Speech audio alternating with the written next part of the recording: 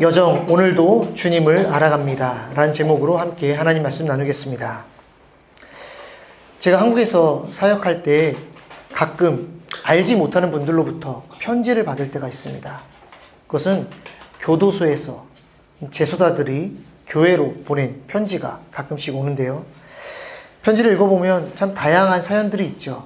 구구절절하게 자신의 삶을 이야기하고 또 어떻게 예수님을 만나고 자신이 변화되었는지를 씁니다. 하지만 마지막에 가면 자신의 사정이 이러이러해서 도움을 주시면 좋겠습니다 라는 내용으로 대부분의 편지가 마칩니다. 제가 받았던 편지들은 대부분 다 그렇게 도움을 요청하는 편지들이었던 것 같습니다. 또 그분들의 상황을 보면 또 그렇게 도움을 요청하는 것이 어떻게 보면 또 당연하다 그런 생각이 듭니다.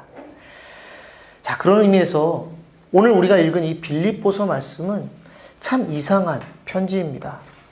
우리가 잘 아는 것처럼 빌립보서는 사도 바울이 로마 감옥에 갇혀 있을 때 쓴 편지인데 자유도 없고 내일을 기약할 수도 없는 그 상황 가운데서 쓴 그 편지, 그 빌립보서를 계속해서 읽다 보면 반복해서 나오는 한 단어가 있죠.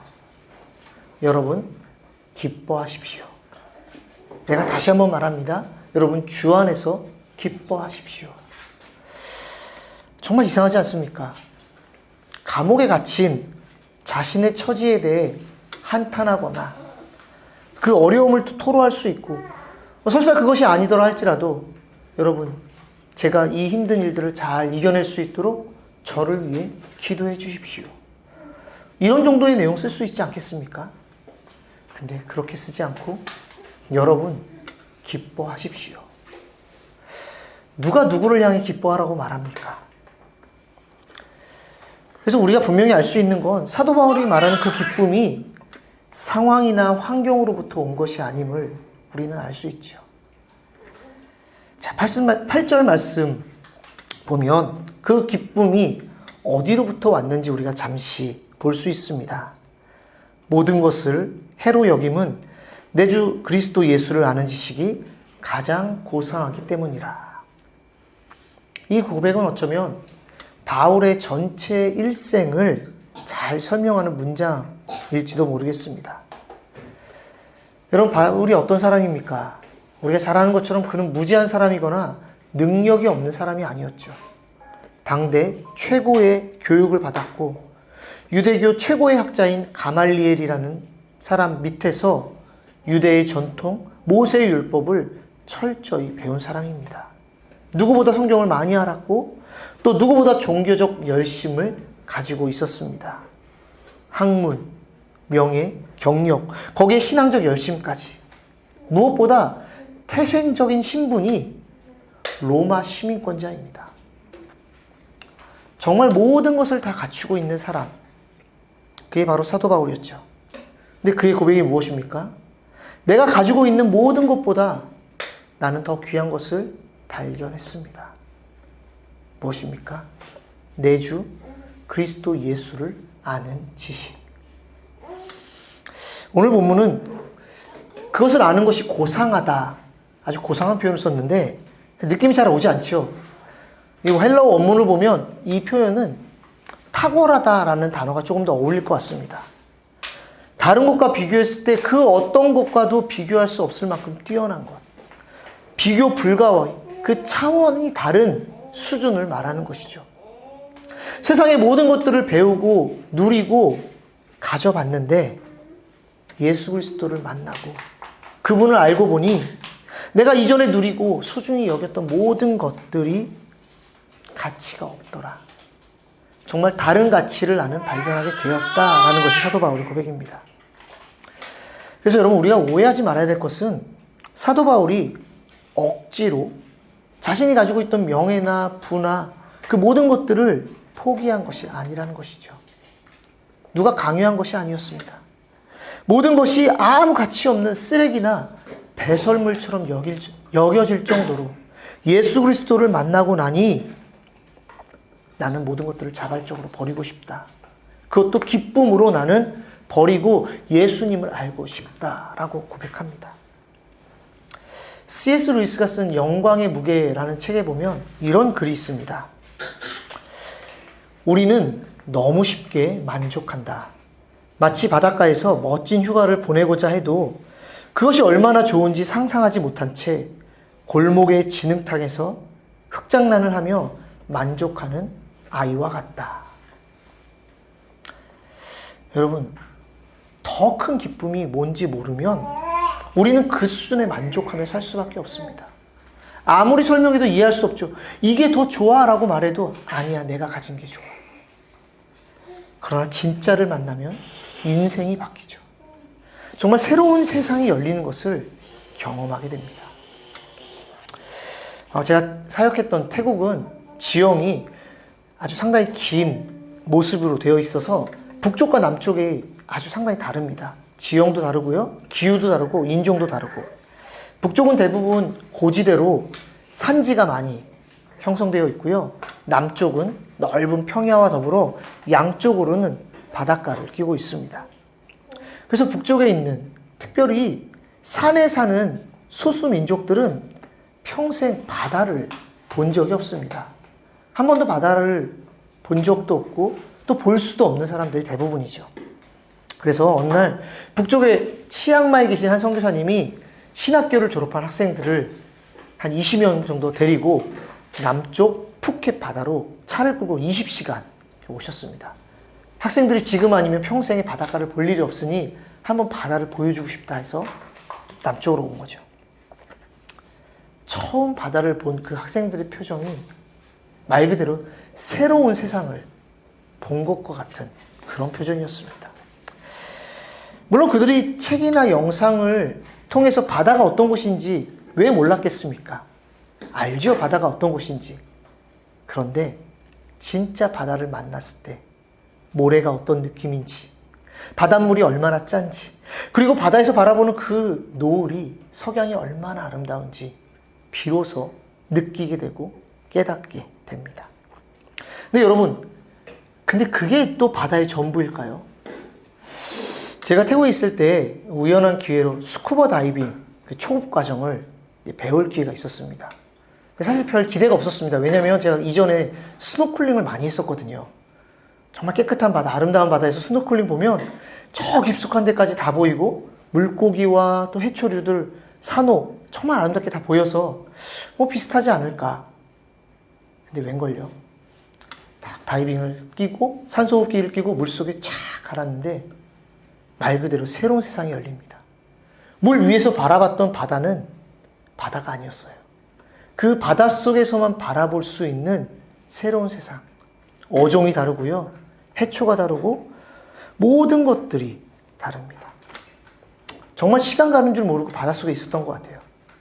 그래서 강사님이 이제 올라가자고 사인을 주는데 만약 그게 사인 안 줬으면 산소 게이지 볼 생각도 못하고 바닷속 풍경에 빠져서 계속 아마 있었을 것 같습니다. 사도 바울이 말했던 탁월함, 아마 이런 것이 아닐까 싶습니다. 이전에는 한 번도 경험해보지 못했던 그 멋진 세상, 그 경험을 한 번 하고 나면 도저히 놓을 수 없는 그 아름다움, 그 탁월함, 그 아름다움을 사도 바울은 바로 예수 그리스도 안에서 발견했다라고 고백하는 거죠. 그리고 사도 바울은 예수 그리스도 안에서 예수님만 발견한 것이 아니라 자신이 누구인지 또한 발견하게 됩니다. 8절과 9절 말씀 보면 사도 바울 이렇게 고백합니다. 내가 그를 위하여 모든 것을 잃어버리고 배설물로 여김은 그리스도를 얻고 그 안에서 발견되려 함이니.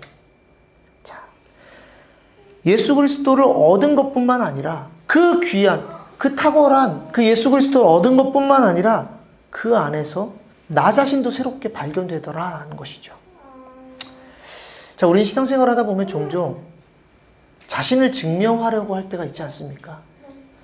내가 얼마나 믿음이 좋은 사람인지, 나는 하나님 앞에 얼마나 인정받고 살아가고 있는지, 내 믿음의 수준은 어느 정도인지, 나는 예수님 믿고 난 후에 얼마나 많이 변했는지 자신을 바라보고 평가하게 됩니다. 그런데 사도 바울은 자신을 바라보기보다는 그리스도 안에서 나를 발견하고 싶다라고 말을 하죠. 이 말은 자신이 누구인지 그의 정체성을 스스로에게 찾는 것이 아니라 나의 업적과 내가 해왔던 모든 일로부터 발견하는 것이 아니라 주님 안에서의 내가 누구인지를 알고 싶다라는 것이죠. 예전에 바울은 자신의 것들로 자신을 증명했겠죠. 바울을 증명하는 그 키워드들은 무엇이 있을까요? 히브리인 중에 히브리인, 뛰어난 바리새인, 율법에 흠이 없는 자, 또 가말리엘 문화에서 배운 수재, 로마 시민권자를 가진 사람. 자랑할 것이 얼마나 많았습니까? 지금까지 쌓아온 모든 것들 위에 그의 정체성을 드러냈겠죠. 그것이 자신의 자랑이고 또 의의가 되었겠죠. 하나님, 제가 이런 사람입니다. 제가 이렇게 살았습니다. 그런데 예수 그리스도 안에서 그것이 얼마나 의미 없는지 하나둘 발견하게 됩니다. 그리고 이제는 자신이 무엇을 이루었는지가 아니라 누구 안에 있는지가 더 중요하게 되었습니다. 나는 그리스도 안에 있는 사람입니다. 다른 것들이 더 이상 필요가 없는 것이죠. 내가 얼마나 많은 일을 했고, 얼마나 많이 전도를 했고, 얼마나 많은 교회를 세웠고, 이것이 그의 의나 자랑이 되는 것이 아니라 나는 주님 안에 있습니다. 이것 하나가 사도 바울의 정체성이자 고백이 되는 것입니다. 그래서 그는 더 이상 자신의 의를 붙들지 않고 믿음을 통해 주시는 하나님의 의를 비로소 붙들며 살아가는 자가 되었습니다. 근데 거기서 끝이 아니죠. 사도 바울 안에 또 하나의 갈망이 남아 있습니다. 그것은 바로 우리 주님을 더 깊이 알아가는 것입니다. 이미 주님을 만났지만 그것에서 만족되는 것이 아니라, 이미 탁월한 주님을 알고 있지만 그것에서 만족되는 것이 아니라 내 삶의 여정을 통해 주님 더 알고 싶습니다. 그것이 사도 바울의 마지막 갈망입니다. 10절 말씀 볼까요? 내가 그리스도와 그 부활의 권능과 그 고난에 참여함을 알고자 하여 그의 죽으심을 본받아. 여러분, 지금 사도 바울이 알고 싶은 게 무엇입니까? 그리스도와 그 부활의 권능. 여기까지는 우리가 이해할 수 있습니다. 그렇지. 주님을 더 알고 싶지. 그 부활의 권능이 어떤 것인지 나도 맛보고 싶다. 근데 거기서 멈추지 않죠. 한 발자국 더 나가 예수님의 고난에 참여하고 싶고 그 죽으심이 어떠한 것인지 나도 본받고 싶습니다. 말합니다. 왜 사도 바울은 여기까지 가고 싶을까요? 무엇을 알고 싶은 걸까요? 우리는 신앙생활하다 보면 종종 하나님께서 주시는 것에 초점을 맞출 때가 참 많죠. 건강을 원하고 또 평강을 원하고 내 삶의 문제들이 주님 안에서 해결되기를 원합니다. 좀 쉬운 말로 얘기하면 나의 욕망이 주님 안에서 해결되기를 원하죠. 주님, 이것이 필요합니다. 이것이 있어야겠습니다. 이것을 주셨을 때 주님, 내가 참 기쁨을 누립니다.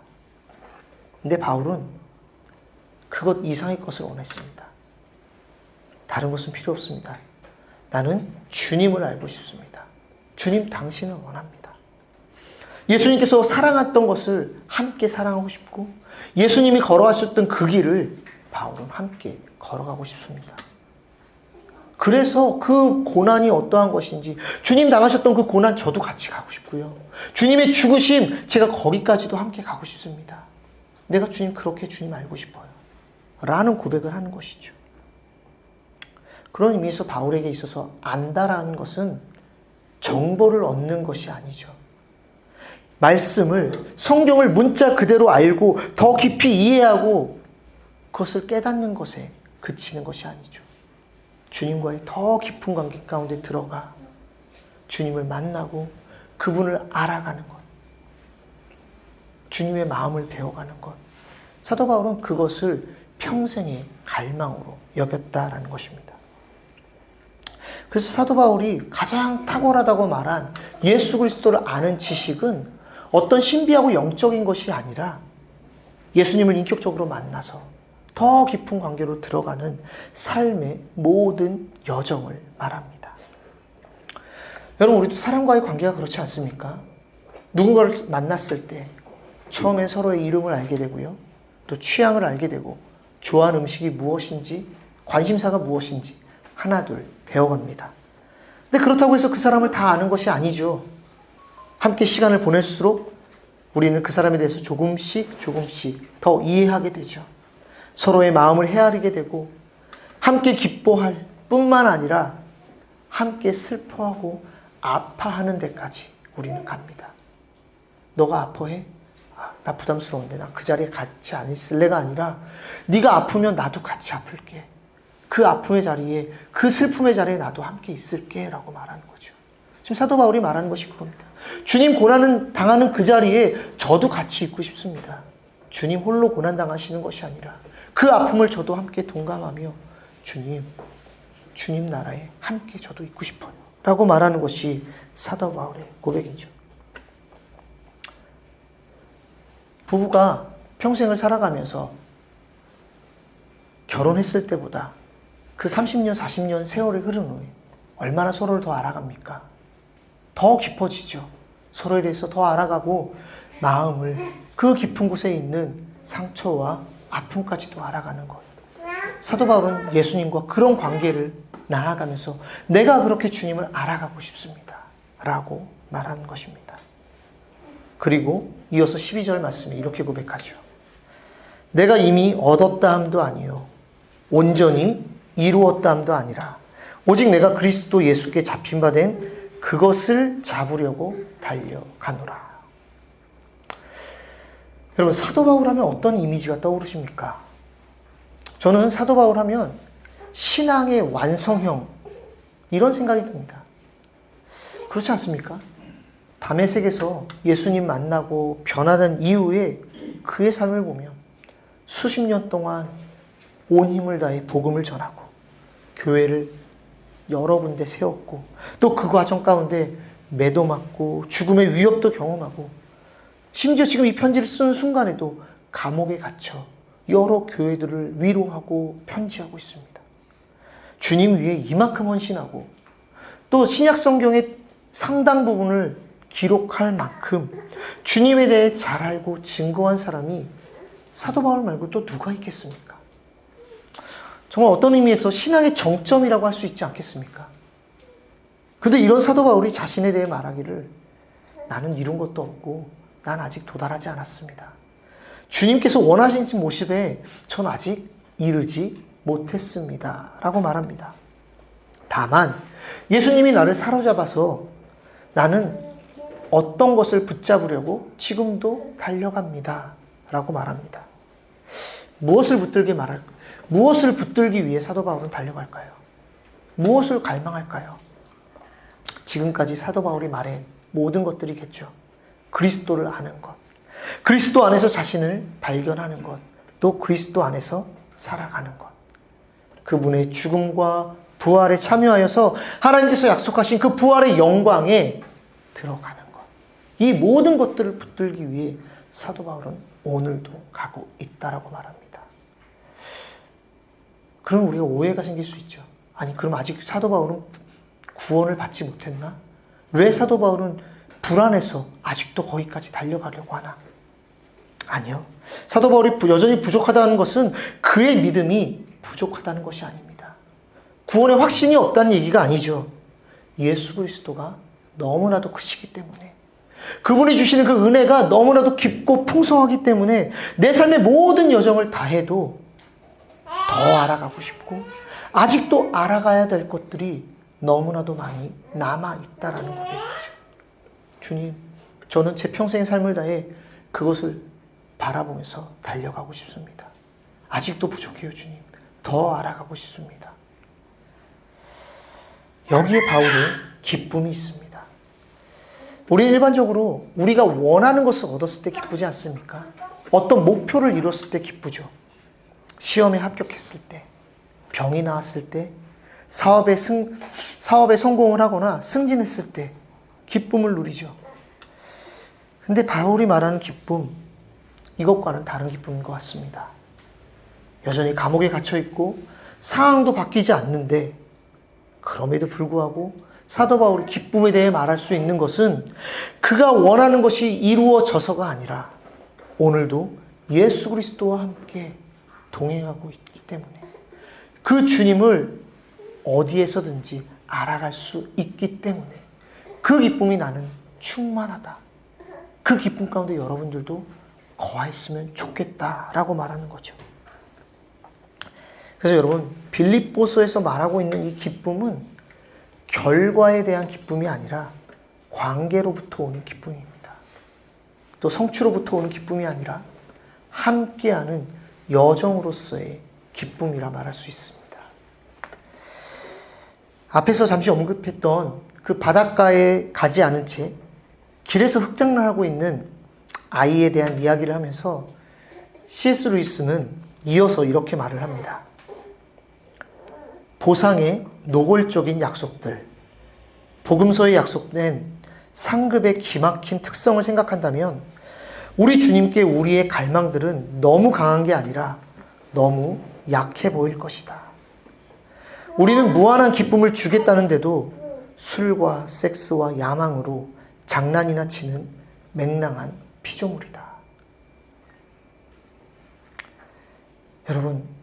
여러분들은 지금 무엇을 갈망하고 계십니까? 정말 주님이 주시고자 하는 그 풍성한 것들, 그것을 앞에 두고 혹시 우린 여전히 흙장난이나 치고 있는 아이처럼 주님 이것이면 좋겠습니다. 또 다른 흙 주세요. 혹시 뭔가 어긋난 것들을 구하고 있지는 않을까요? 우리는 신앙에 있어서 신앙이 성장한다고 했을 때는 변화를 생각할 때가 참 많은 것 같습니다. 이전보다 기도를 많이 한다거나 말씀을 많이 읽는다고 하면 내가 신앙이 좀 더 성장했나 라는 생각을 하죠. 아니면 화를 좀 더 덜 내거나 이전보다 내가 좀 인내심이 생겼거나 다른 사람들을 조금 더 이해하고 다른 사람들과 관계 가운데 조금 더 유연해지면 내 삶이 조금 더 하나님 앞에 나아갔다 생각할 수도 있습니다. 물론 이런 변화가 중요하죠. 우리의 믿음과 신앙이 자랄수록 우리 삶의 변화는 당연히 따라오는 열매와도 같습니다. 삶의 모습 변해야죠. 그런데 오늘 말씀은 조금 다른 방향에서 이야기하고 있습니다. 신앙의 성장에 이러한 변화도 참 중요한데 그것보다 그 이전에 그리스도를 알아가는 것, 그리스도 안에 거하는 것, 그리스도와 함께 동행하는 그 삶의 여정이 귀하고 아름답다 말합니다. 주님은 그 자리로 우리 모두를 초청하고 있죠. 너는 내 안에 거하라. 나도 너의 안에 거하겠다. 계속해서 예수님께서 말씀하신 것이 그것이 아닙니까? 너희가 무엇인가 하려고 노력하지 말고 너희는 내 안에 거하라. 그래서 여러분, 신앙은 어느 한순간에 이루어질 수 있는 것은 아닌 것 같습니다. 시간과 세월이 그 안에 쌓여가야 되고 우리는 그것을 통해서 주님을 조금씩 알아가게 됩니다. 우리 삶의 모든 여정이 주님을 갈망하며 알아가는 길이 되고 또 그 길 끝에서는 우리가 평생 사랑하고 알아가기를 사모했던 주님께서 두 팔 벌려 우리 모두를 맞이해 주실 것입니다. 오늘도 또 이번 한 주간도 우리 모두가 그렇게 주님을 깊이 만나고 주님을 알아가길 소망합니다. 우리가 주님을 더 알아가면 알아갈수록 그 주님을 만나면 알아갈수록 우리는 자연스럽게 길바닥에서 흙장난하던 그 손을 털고 일어나서 주님께서 초청하시는 아름다운 바닷가로 향하게 될 것입니다. 그리고 그곳에서 진정으로 아름다움과 참 기쁨을 누리게 되겠죠. 주님 안에서 그 풍성한 기쁨과 아름다움을 누리며 살아가는 저와 여러분들 되시기를 주님의 이름으로 축원합니다.